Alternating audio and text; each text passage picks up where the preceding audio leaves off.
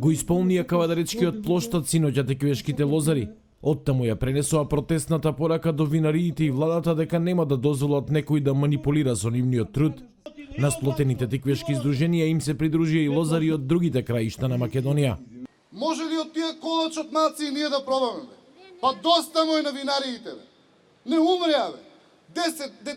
Децении и децении работиме за нив. Па имаме соседство, бе. Една Албанија е тука која грозието е, да не речам, 2 пати поскапо од нашето. Не му даваме ни зрно се додека не се свестат винариите. Бараме цена на килограм гројзе. И тоа со птеница 2:1, 18 за вранецот, 17 за Смедеревката.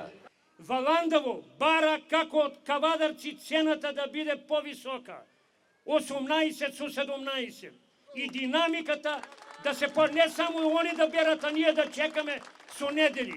Лозарите бараат од визбите да добијат договорени цени и 20% аванс пред откупот, а од државата дополнителна субвенција од 3 денари по килограм грозје предадено во домашна винарија.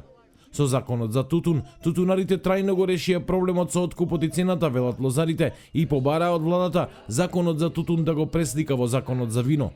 Тие бараат и слободен откуп на грозје од странски компании со олеснителни процедури и без дополнителни трошоци.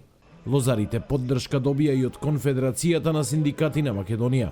Ние имаме контакти со меѓународните синдикати, нон-стоп сме во контакт. И кога ќе настане таму, баш разговарам и за земјоделците. Има таму, тие се многу организирани. Знаете што ми кажуваат?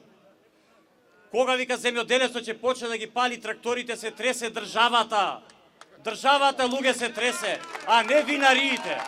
Значи мора да го добиете заслуженото место во државата. Не може на вашиот труд разни винари, разни трговци да се богатат. Од Министерството за земјоделство деновиве го повторуваат ставот дека ќе помогнат лозарите и визбите сами да се договорат околу откупната цена, но не можат да влијаат врз цената оти се работи за пазарни односи меѓу производител и купувач. Сепак, доколку таа биде под рентабилноста, државата е подготвена да одобри нова интервентна мерка, но откако откупот ќе заврши.